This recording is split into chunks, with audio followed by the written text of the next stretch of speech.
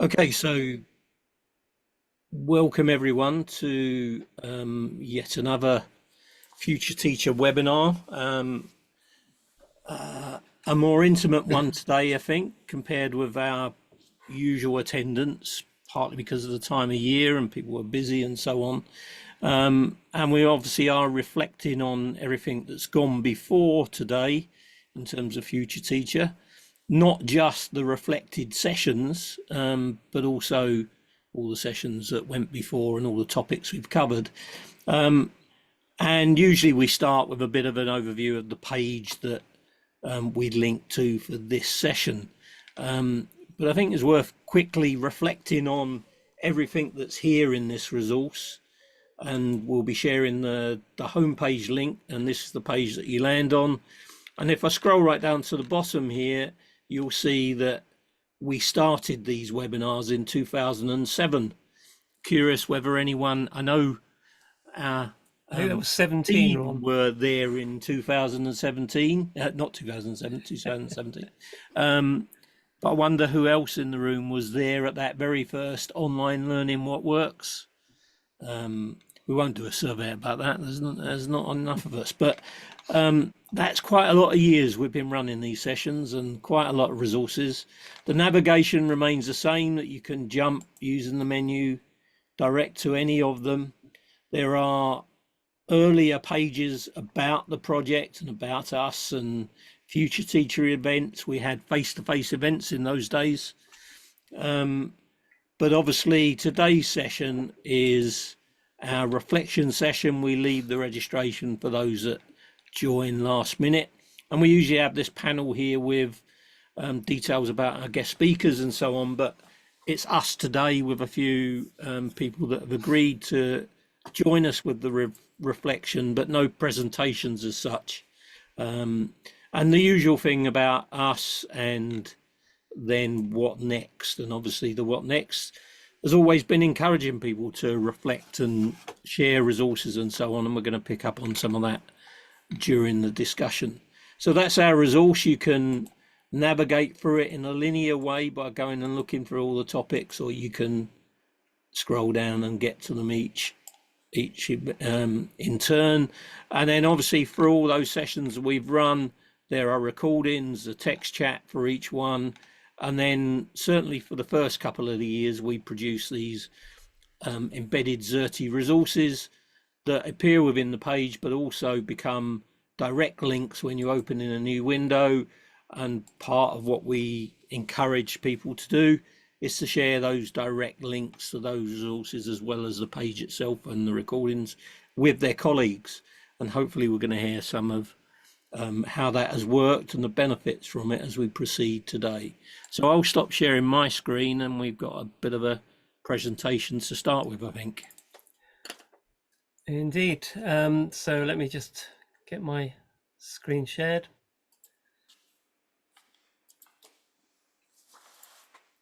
And hopefully you can see that.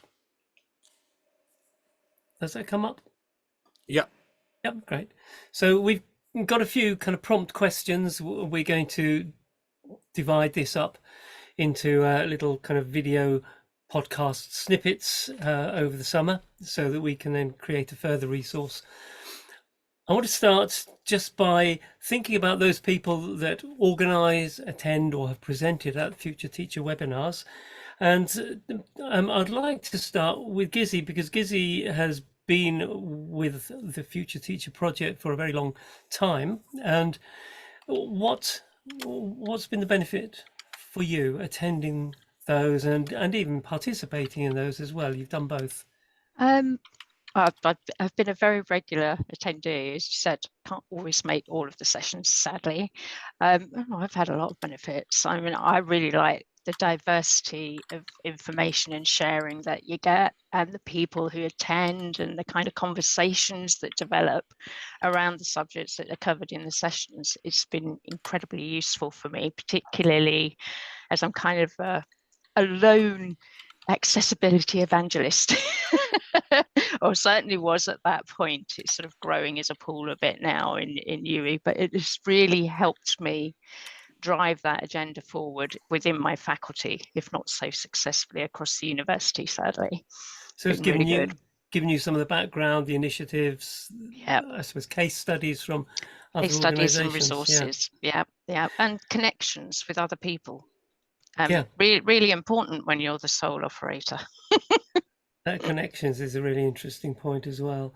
Matt, you've been a regular attendee as well. Is there anything that you would add from your perspective, how it's impacted on, you? How have you benefited from that? Oh, let's see. I've definitely attended maybe most for the last 2 years, and I presented at 2. From the presenting point of view, it's the chance to, as well as sharing what you're working on, is kind of having your ideas tested by the audience, and perhaps getting like tips or pointers on something that you might have missed, or something, a further resource to look into that you might not have been aware of, that can help you to grow. From the point of view of attending, I really like the balance of the academic voices on the call, the people who are actually teaching, as well as those in the more kind of professional services area, like learning technology, IT, and accessibility and elsewhere. And although I'm probably not as good at it as I should, what's probably the best aspect for me of the Future Teacher webinars is those what are you going to take away, what are you going to try to do, action points, which I really should engage with more, but I kind of wimp out a bit. But just knowing, just being aware that I really ought to engage with this more. I mean, I think that's part of the growing process, and then maybe after a couple of years, I'll be better at that. But it kind of just shows me where I need to grow, and how it's easy to drop into a session, a webinar, and then get on with your life. But they're there for a purpose, to help everyone to grow. And I think that the way that the Future Teacher webinars are organized around that is something that I haven't really noticed in others. So I really appreciate that. That's great. Back to you, Alistair. Thank you. One of the things that's interesting from what you've said, lots of things are interesting from what everybody said so far, but something I hadn't particularly thought of, where you've made the point there about an opportunity to share what you're working on. And I think so often you have people in lots of different organizations trying out something which may or may not work, it may or may not be brilliant. They've got no way of knowing how good it is until they kind of start sharing with other people, and then very often find that it's actually quite unique and valuable. So I think that's a really nice point to make there. I'm going to go, I know Lillian has a kind of unusual impact on her organization, so I think I might take us to the next slide, which kind of looks at the Future Teacher webinars' impacts on colleagues or students. And Lillian, I know you've wangled Future Teacher content and the process a little bit into your job description, I think. So do you want to tell us about how you've done that and how that has been helpful in your context? Yeah, and I feel like I could do even more, and I haven't quite managed. But for me, I kind of feel like it embeds so easily into academic practice teams and what they're trying to kind of encourage new lecturers to adopt. And it feels like we're such an easy resource for them. We happen every month. It's so easy to promote. But likewise, it's also embedded a little bit within our certified membership for ALT, our CMALT program. And it works both ways. So what I find Future Teacher has been great for me as a kind of learning technology person and someone really passionate about inclusive practice, to have conversations with colleagues, to spot excellent practice, and to say to them, hey, you should share this more widely. And we have opportunities internally, but giving my colleagues that platform at a national conference and being able to kind of help them find their voice around learning technology, inclusive practice, and their everyday teaching. I think it's quite a unique combination of things. It gives them a lot of satisfaction, and not just colleagues, but our students as well. I mean, this third series, we discussed it as organizers, and we really wanted to bring in as much as possible the student voice. So we called it the reflective series, right? How do we know what we're doing works for students? It's been an absolutely fabulous opportunity for me to talk to our disabled students, our everyday students who have been impacted by the lecturers, and actually saying, how do you know this has worked? Have you got students that telling you this has worked? So for me, that's been invaluable. And internally, we also use the recordings to put back into our case studies and exemplars for our colleagues. So it just works in multiple levels. Can I pick up a point that Phil made? Phil, if you're happy to put your microphone on.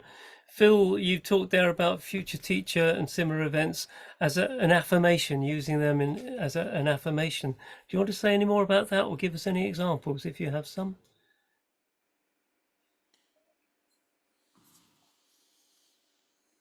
Oh, there's a bin lorry outside just now. That's fine. Maybe come back in a little bit once the bin lorry's moved off.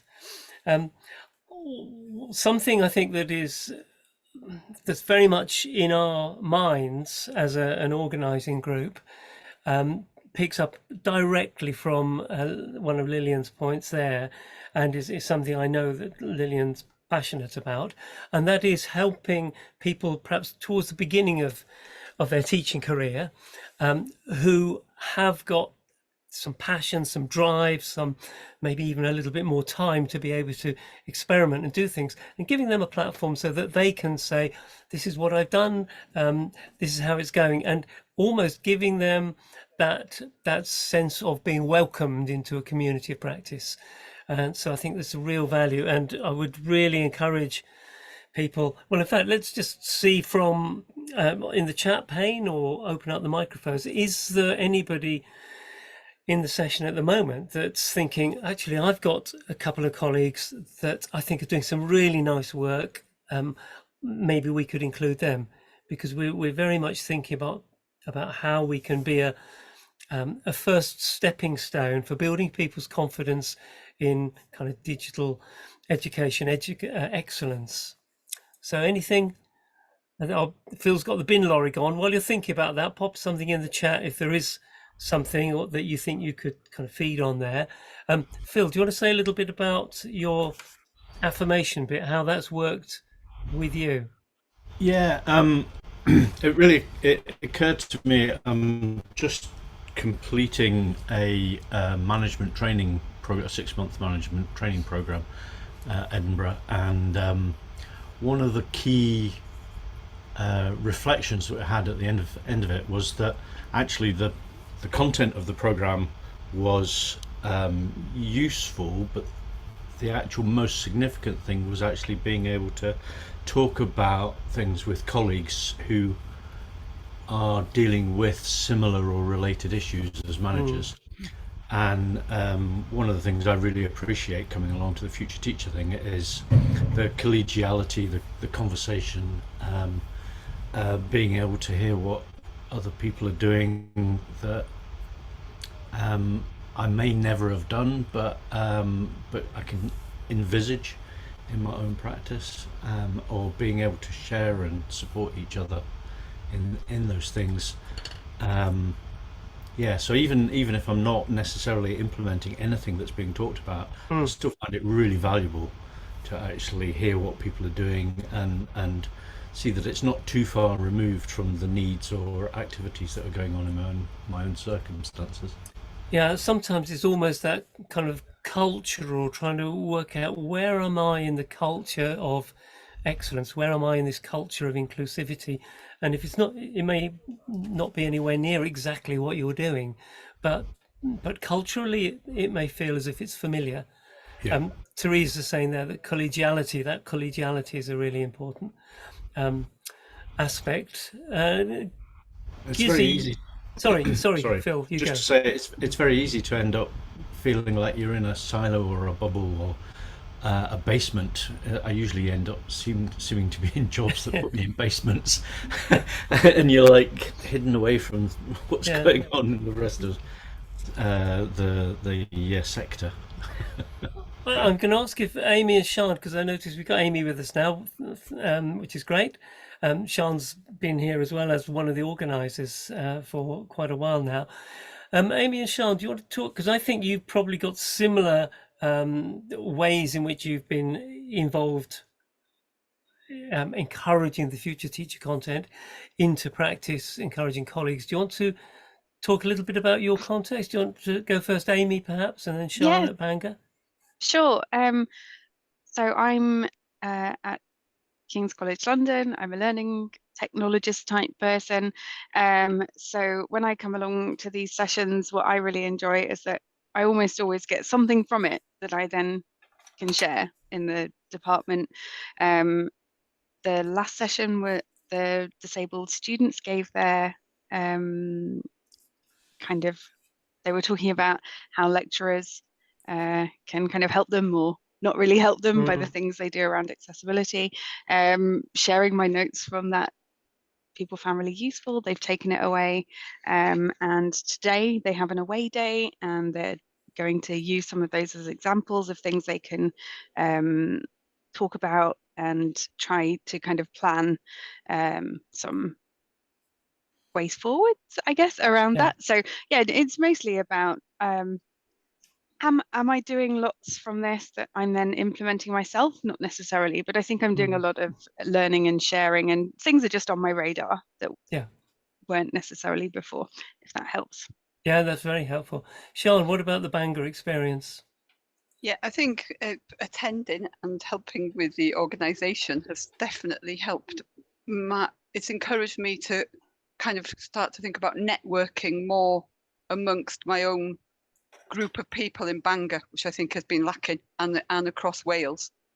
As we've kind of reached out to ask people to present, creating those networks has been really useful and a big confidence builder for me. I think looking at some of the chat, I've got this kind of, when I talk about accessibility matters, have I got imposter syndrome about, am I the expert on this? And I've realised there's a similar, people are sharing that sense throughout the network. So that kind of looking outwards. Yeah. So the impact is that I have, I can talk. I know there's another question about how you've used the recordings. Well, let's go to that. Let's go to that now, because that was exactly where I was going to go, and picking up from what you're saying. So do you want to tell us how you've Can I share my screen? Yeah, I think you should be able to. Yeah. Let me stop sharing mine. Where do I go to share my screen? I don't think I've shared my screen in Zoom. It should be down. I can see it. Yeah, it's right. Down the bottom. Sorry, I'm suffering from some kind of brain fog as well. Do you want to continue? Yes. Let me I'll share my full screen. That one. Okay. Can you see my screen? What can you see? A dog in the lighthouse. Yeah. Oh yeah. That's not what I'm going to talk about. But that's an AI picture that I created recently. I said, create me a picture of a golden retriever in front of South Stack Lighthouse in Holyhead. So you know that Holyhead's got South Stack, and that's my golden retriever. He's not really. It's the AI version, Ralph, and he's a buddy dog from Guide Dog, which is some of my interests. My son's guide buddy dog. But what I was going to talk about, the resources that we have shared. Sorry, not that one. Where am I going? Let me just go back to my screen. The inclusive practice session that we did a few weeks ago with the students talking. Yesterday, when we organised on campus a digital accessibility event that was advertised through this network, I used the recording from May in the kind of lunchtime bit when we talked together. I played the bit where some of the students from Bangor and York were talking about their experiences of assistive technology, and that was brilliant because it was coming from the students. The student voice was being used, and it was Bangor students, obviously, so that went down really well. And then what I did then, as an example, I took the transcript from from that bit, and I asked AI, ChatGPT, so let me move that bit of text there, and I asked it to create 10 bullet point recommendations for teaching support staff. So this is unedited from ChatGPT, Yeah. but it just showed that some of the things that we've already been telling staff and recommendations. So it took the voice of the students and created the recommendations, and that really got people, because we'd mentioned AI and the student voice, it really got people engaged. So I think what we were talking about earlier about using transcripts and things like that really came to light then. I thought that was a great way of maybe we could build upon these recommendations. They're already what we know are good practice, but it did actually come from the voice of the students. So yeah, that's a lovely example. Yeah, it was good. So yeah, Lillian's comment there, clickbait has the letters AI in it somewhere. Yeah. So what about from the folk we got online at the moment? Any other examples, perhaps in the text chat, any other examples of how you know, perhaps whether in Southampton or Leeds, King's College, wherever it might be, how have you used the Future Teacher resources? So there's the Xerte resources. They are full of links, they're full of advice, guidance, even some interactivities, some collaborative content in some of them where people have kind of pooled their expertise in terms of tools, resources, approaches. So has anybody used the Xerte resources directly, or has anybody used some of the video clips, or just found a really good tool was mentioned in the chat by somebody else and gone away and it's transformed their practice? So I'll give you, open up your microphones. There's not many of us, so this is a perfect opportunity to tell us how you've used the resources, or to pop it in the chat if you prefer that. So Gizzy's talking about reinforcing our own internal student advocates and teaching academics. It's great. Gizzy goes to the transcripts, to trawl. Yeah, I'm a great transcript. I cannot stand sitting watching a video for a long time, so I open up transcripts most of the time and skim through them. All right, Phil, the Future Teacher Introduction to Xerte toolkits, excellent.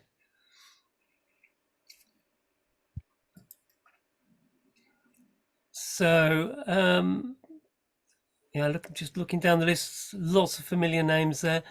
So anybody else that would like to talk about how the Future Teacher content has changed their practice? I noticed we've got Inga from the Netherlands, one of our original European partners on the Future Teacher project. Inga, how has Future Teacher in the Netherlands been used? What sort of impact has there been there with your flavour of Future Teacher?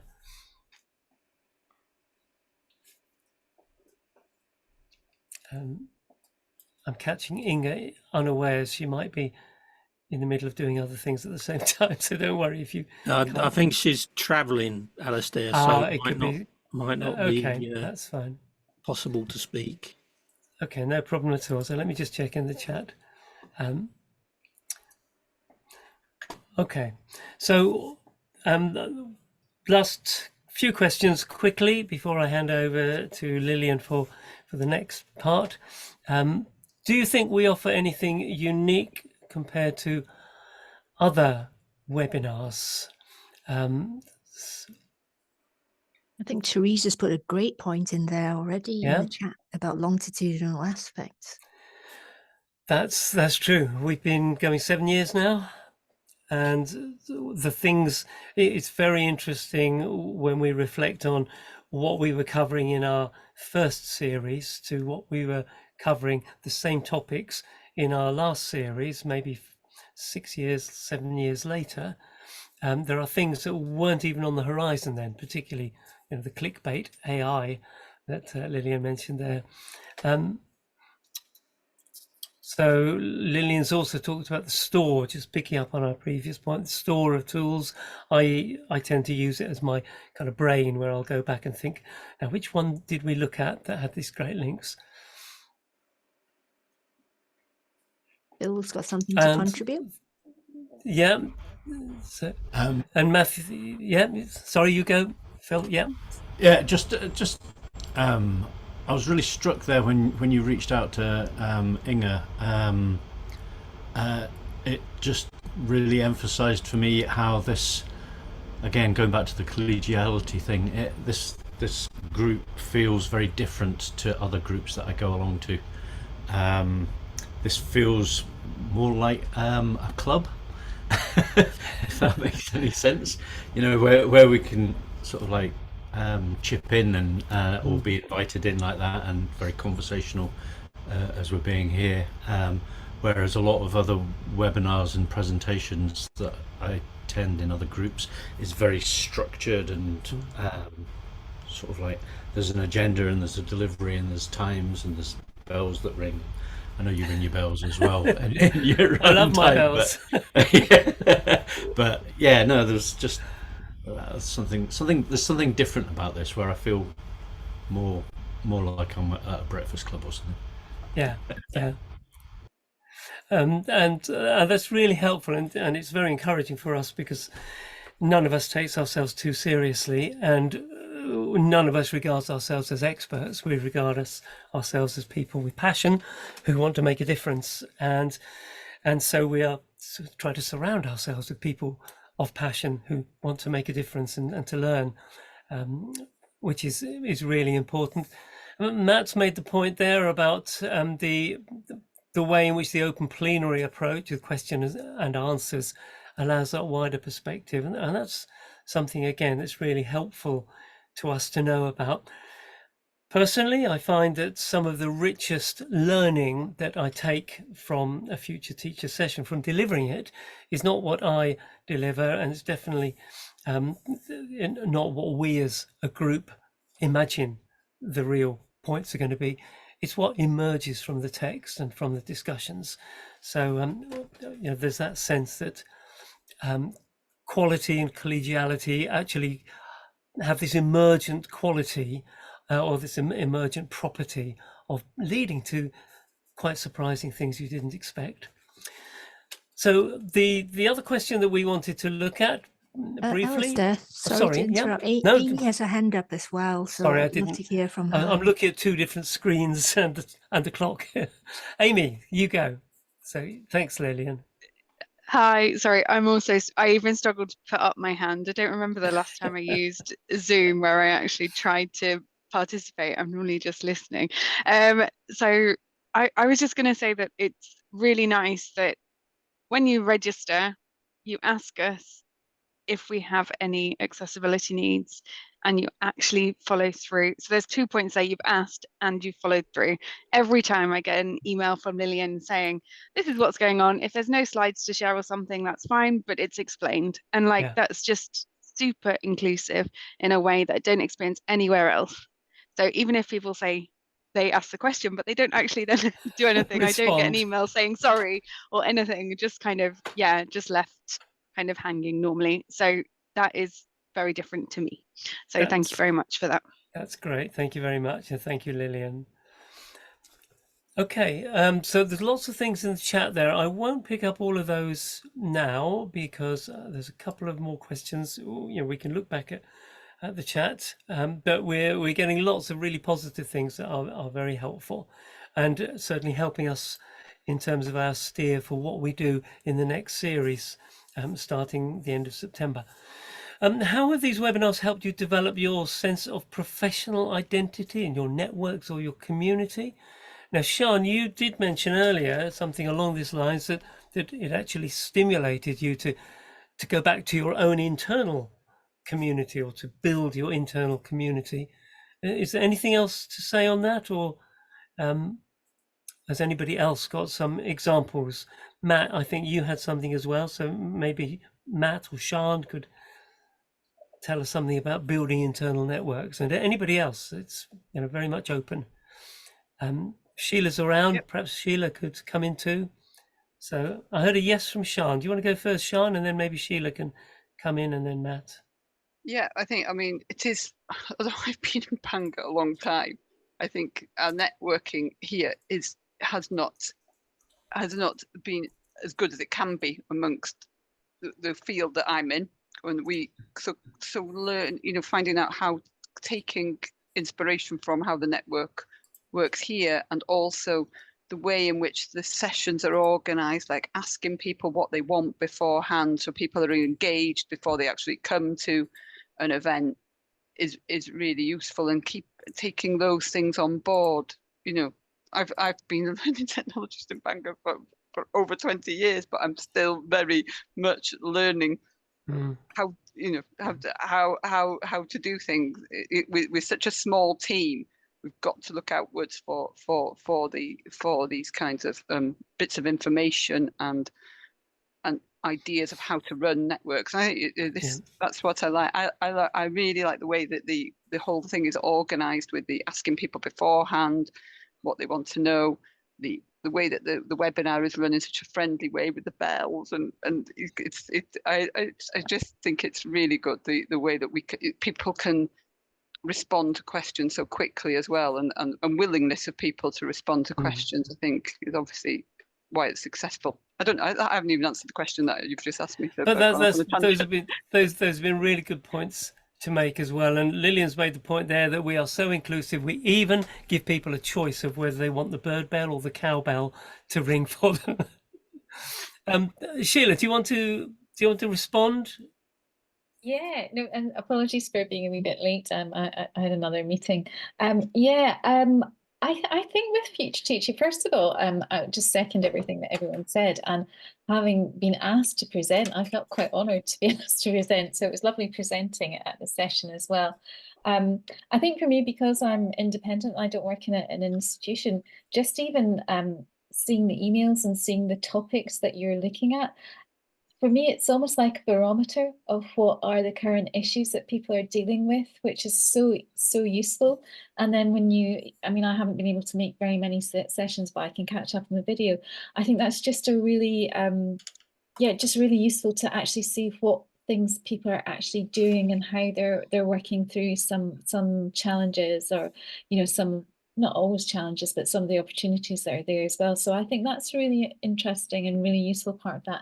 And it's quite a nice size of sessions as well. And I think that helps with the communication flow and some of the things that have been said before. But I think it's just a really good kind of checking in point to see what people are actually dealing with, as opposed to, there's a lot of talk out there about various things that we all feel we should be doing, but actually this is what we need to do in our day-to-day. These are our priorities. Right, that's helpful, really helpful. I'm going to ask Julian, because Julian, I noticed, is in here, and again, this is all completely unscripted, so it might be that Julian's sort of half in here and half having a meeting or something. But Julian, if you are fully listening at the moment, is there any context in which the networks that you're developing at the moment, you've done some amazing work pulling together a kind of sector-wide accessibility network. Has there been anything from the Future Teacher experiences where you've been involved in different ways for quite a long time? Anything that's contributed to that? I think I take the same approach as you guys, in that it's about being friendly and not taking it all too seriously, and finding good contacts with people. And I think that approach brings the best out of people and brings the best people too. Yeah. So I feel like, it's got a kind of family feel to it, hasn't it? There's a lot of people here that have worked with each other for a long time across the sector, and building that network. We have a big team at Nottingham, but it's great to see perspectives from others. And things are different in different institutions, and all of that stuff, really. I suppose, I took the same approach with the Xerte community as well. And, I think it just pays dividends when the people, you're not organising it because you're in charge, are you? You're organising it because you want to learn. Want to put the grease on the wheels. And learn, exactly.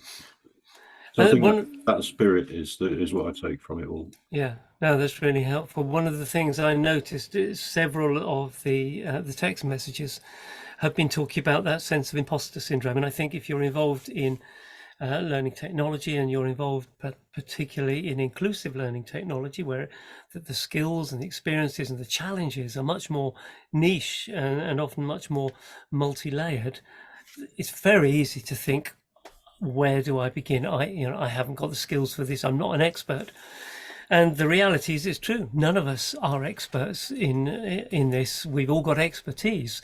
But being able to see other people in the community who actually are facing the same issues that you're facing and have that same sense of, I feel a bit out of my depth, that can be really encouraging, because you realize actually you're not an imposter, you're just a realist. No, exactly that. I think people feel very comfortable coming to these sessions to present. People obviously enjoy it, and I think they feel very comfortable being able to say, I don't know everything.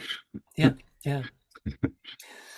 Great, thank you very much. I'm going to have a look at the I think this is where I pass over to Lillian now, isn't it?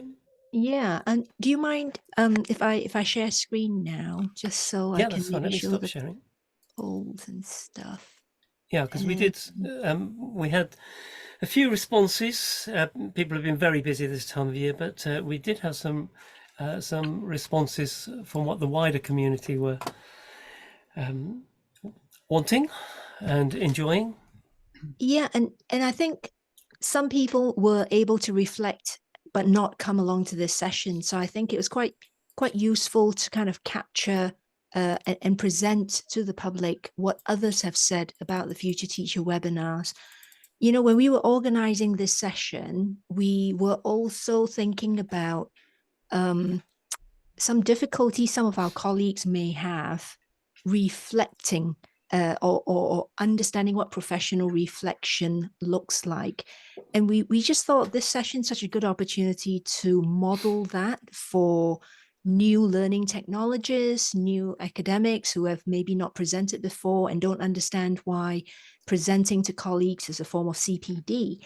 And so I think some of the statements that we've collected, apart from the lovely reflections we've already had so far, gives everybody a sense of this is what reflection looks like. This is how talking about your experience and what you're thinking draws out further points for future you and for other people as well, who maybe don't realize that was a learning point.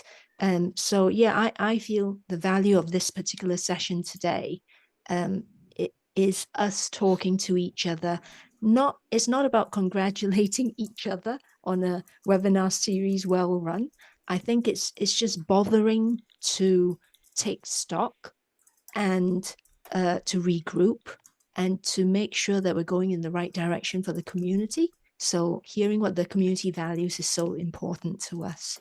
So there's some really, really good points that people have made in these responses. I won't read out the slides because people will be able to get at the slides after the session. In fact, we can just share these slides anyway, can't we, Alistair? We can do, yeah. Okay.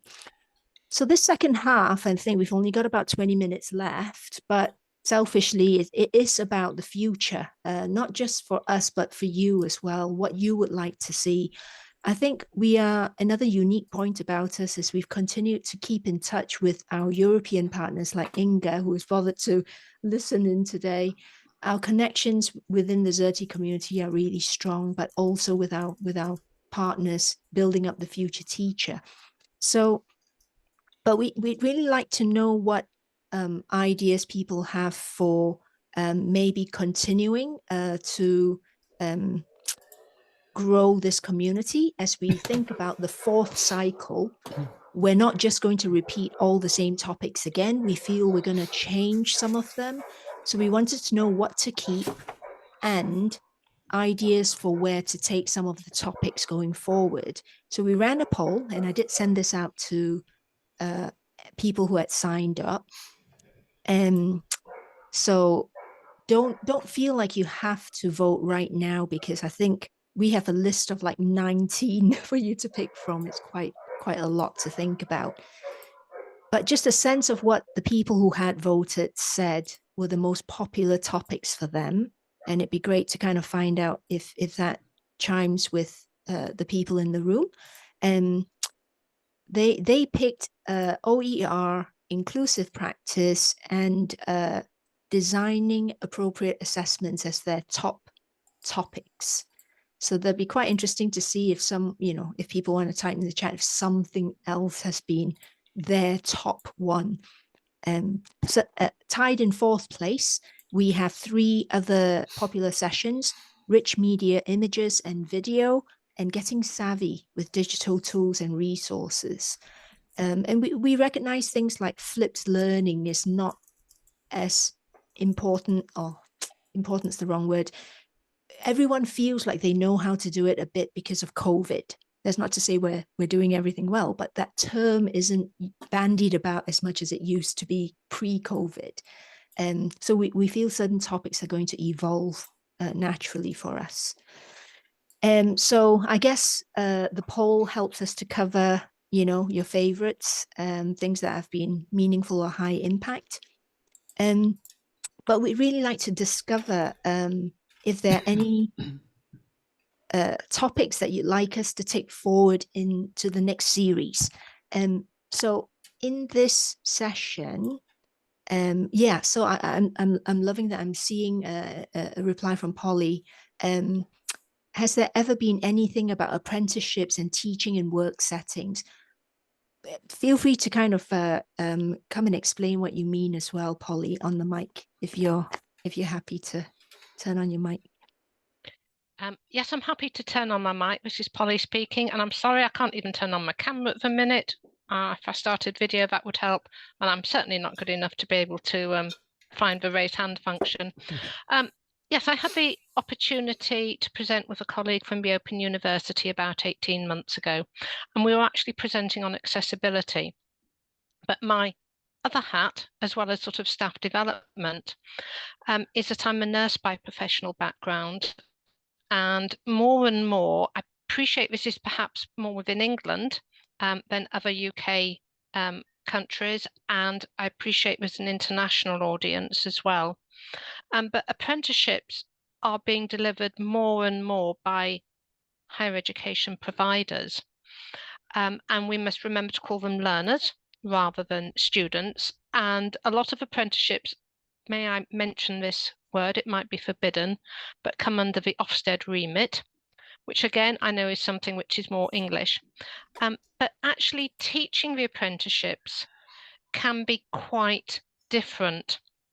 And that's why I just sort of put that comment in the chat.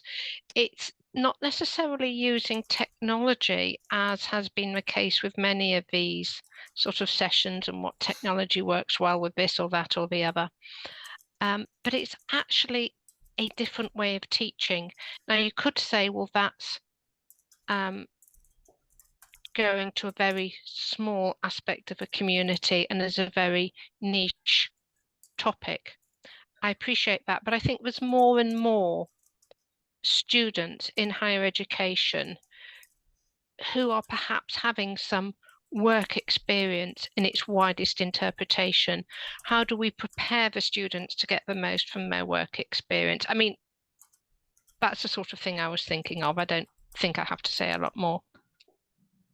That's a really good point. And in a sense, it takes us back to our vocational roots. When we started out, Alistair, Ron, and myself very much come from the vocational sector.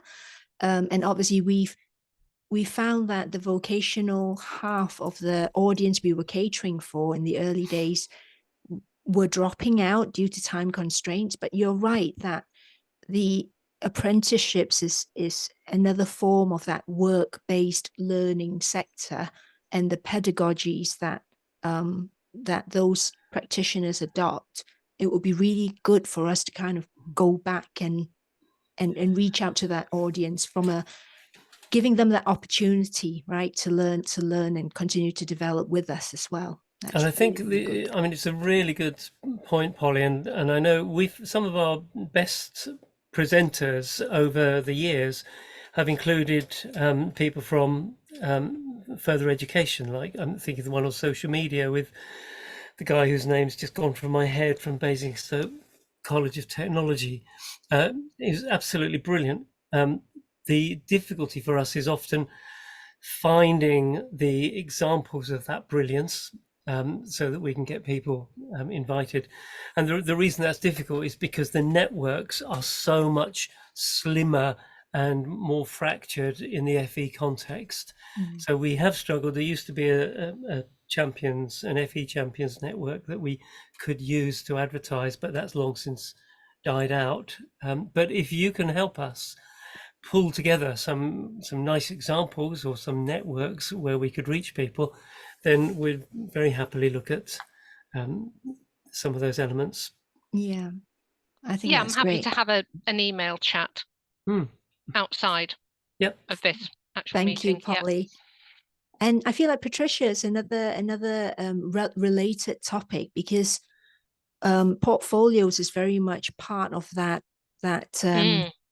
you know, area that we ought to look at when we're talking about work-based learning, etc. Patricia, do you want to jump in here and turn your mic on?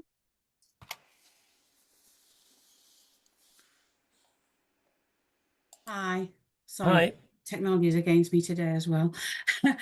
Yeah, sorry. I'm also coming from a place of imposter, I think, really, because I'm working in higher education and I'm aware that I'm not your normal audience. So I'm sneaking in here because I've got a great deal of respect for the work that you do. And I've been following you for many years. And really, really love the stuff that you do, just to say that up front. But yeah, a lot of the work that I do is supporting staff and students around the use of digital portfolios, and really interested in what people are doing with those, really. I mean, I support a particular platform, obviously, but in general, what people are doing to encourage students to think about life-wide learning, recording their experiences, gathering their evidence, encouraging them to think about where they're going over the next 3 years and how they might collect all of that stuff that they're doing, all of those experiences that they're doing as they go along their learning journeys, whatever they might be. You know, they might be short, they might be long, they might be 2 years, 3 years, whatever they might be, how they're thinking about, and do they understand the relevance of needing to collect those experiences? Because what we actually find is that they don't really. It's not until maybe their second or third year that they actually start to think about that they need to. And we're struggling with the concept of onboarding right at the beginning, trying to get across to them that they really do need to think about it early. That they do need to start collecting it, but at that point they're only thinking about Freshers Week and getting involved, and you know that's not important for them at that point in time. And then also, of course, the accessibility aspect, which is you know, thinking about all of the different formats that they can now use, the podcasts, the audio files, the video. So important that it's really becoming much easier for students to use all of those different types of formats. So that's where I'm going with all of this, but really interested to hear what people are doing with all of that. Yeah, absolutely. You've already opened up a big area of exploration from which we can pull and kind of reshape some of our topics, and making it much more learner rich, I think, because we always like to have the student voice, the learner voice in our sessions. So I think it would be wonderful to bring in more of the learners who are not in your traditional learning vocational or HE even, but actually out in the workplace and bringing their voice into the sector. That'd be really nice. And also, sorry, just to add to that, reflection. You mentioned reflection as being really important, and one of the things a lot of our students still struggle with is not knowing how to reflect. So, you know, we are developing some resources for students about reflective skills, but that's another area which is quite important. To sort of integrate. So when you're asking them to collect this evidence, you also need to encourage them to reflect on it as well. So that's got to be integral to that process. So sorry about that. Yeah. Okay. I'm going to move us on. Thank you for adding into the chat. That's really, really helpful. And obviously we do share the chat with the recording as well, so people will be able to look at the rich ideas that are coming through on the chat as well. The other couple of questions, I'll just help you preview the couple of questions so that we can maybe blend it into the same kind of discussion. So networks like this, I think we've talked about the positives about having a network such as this. So what do you think of the future of these kinds of networks, like Our Future Teacher one? And how do you think this kind of network can be more relevant to you in your organization? I feel like we've touched on it with this discussion about portfolios and apprenticeships and, work-based learning. But I wonder if other people have anything to add to these couple of questions. I might put both of them onto the same slide so that they can be discussed at once. I'm going to bring in, I don't know, Tracy, if you're happy to contribute verbally. I'd love to kind of hear everyone's voice today, if that's possible.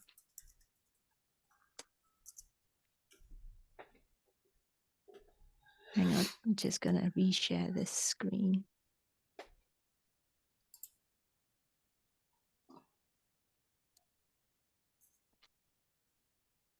Nothing from Tracy. I'm looking at. Could I make a point here with regards to the original question 3? Yes. I think this is very selfish of me, but I think it would relate to a lot of people, so I'm going to go for it. I've already said I'm a nurse, and therefore I'm one of many professions who teach within higher education, and it varies from profession to profession, but we all these days have to either reaccredit or revalidate, you can pick what word you want, with our professional regulatory body. And normally part of that reaccreditation process is that we need to demonstrate our up-to-date currency through development, including continuing professional development, obviously. Now, these, I'm going to call them webinars, can, certainly for nursing, count, not all of them, but could count a certain number of hours of professional development. So I know we've talked about even presenters, when they present, it can be professional development for them. I agree, and it was when I presented 18 months ago. But it can also be professional development, as we all appreciate, for those who aren't presenting, but just sort of listening in. And so it does have that potential, particularly for those, as I say, who need some form of professional accreditation, revalidation. I know different words are used for different disciplines. So I think it's got huge potential. Yeah, Polly, does in order for it to count as validation or part of that accreditation, would there need to be a formality about, for instance, giving people a badge or something for attending and contributing to chat discussion, or would there need to be some sort of evidence base that we would need to do something different? I can only really confidently speak for nursing, Alistair. But I think nursing is very like many of the other health and social care professionals. So you're talking of your physiotherapy, your social work, that sort of thing. A lot of it is actually done on trust. Okay. So I would say I attended a future teacher webinar on Datex, and the topic was on subject Y. And these are the main 2 points I took away from it, and this is how it's impacted my practice. So we wouldn't, there's no overhead particularly on us? I would be surprised. Yeah. Okay. Just kind of trying to get a sense, because obviously as a volunteer group, sure, we're just trying to balance value and the time that the value takes, but that would be, and I think there are ways, I'm sure technologically we could ask AI to go through the chat and pick, if somebody wanted to get, they could do the evidence themselves. They could go through and find their chat contributions to discussions So yeah, that sounds a really interesting way of having some kind of focus things, almost generic topics where, you know, if you're working in the health professional area, what you might need to know about assistive technologies and, you know, and supporting users or whatever from a digital perspective. Yep, some interesting points there. Yeah, I think one of the way, I mean, these are all very exciting ideas for us to kind of discuss amongst ourselves as well, but to reach out to our mailing list and create some suggestions, and all the rich ideas that are going to come from that will really kind of help to steer the next series of webinar topics. I really like that idea very much. You know, like I say, it takes us back to our kind of vocational roots in a sense. So, you know, you'll find you're pushing on an open door, Polly, when you're thinking about how these things could be helpful to you and your community. Yeah, so portfolio building, yes, it's still a thing. It's still very much, you know, you don't see a lot of that except for specific software vendors. So I see it as a topic that might be really helpful for us to bring along. Julian suggested institutions need to rapidly evolve policies on AI. Yes, so AI and assistive technology, there's not a day goes by when I don't see something around AI or AI as assistive tech that's more and more popular, whether it's AbilityNet or JISC or individual organizations offering those up. What do people think about the AI topic generally and how we bring in stroke weave in? Because it's quite a market for that already with Ken webinars and generally even like transforming assessment webinars will bring in the topic of AI. Do we necessarily need to talk about it specifically, or do we weave it into a lot of the topics that we're already doing? What do people think?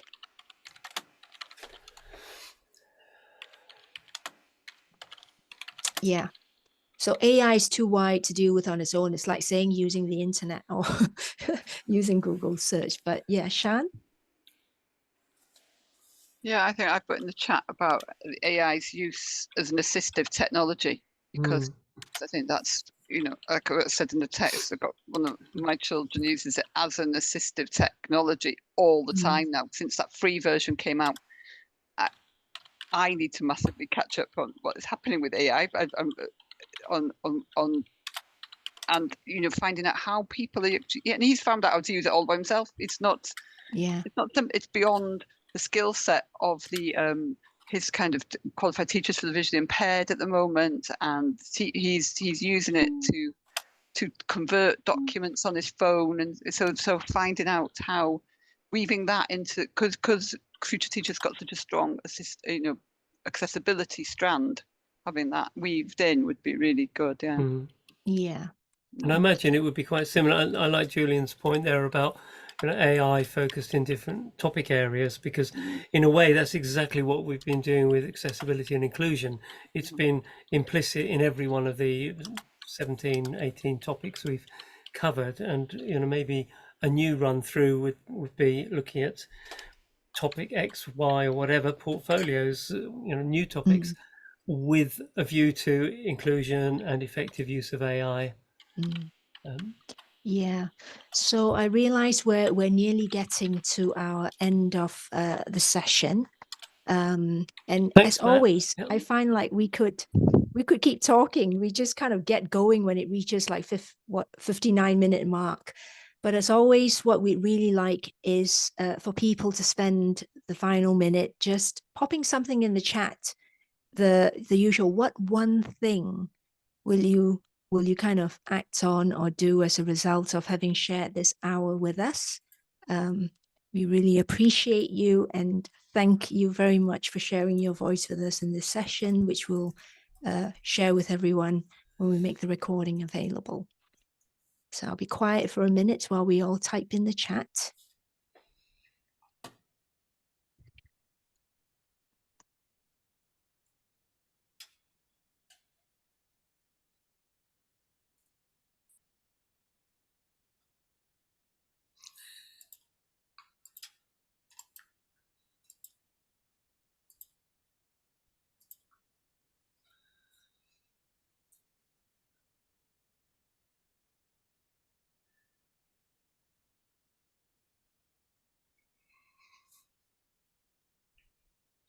I love Julian's comment there about the AI changing timescales.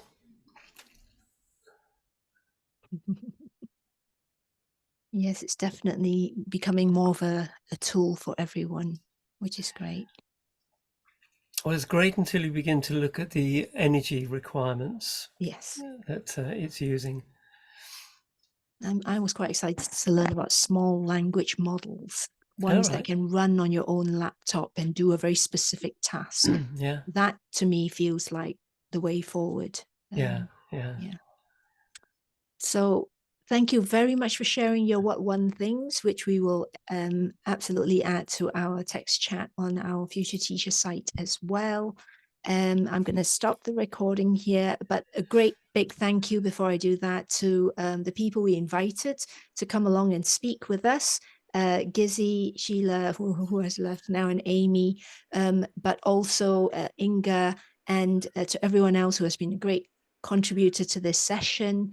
Yeah, we look forward to seeing you from September onwards when we start up again.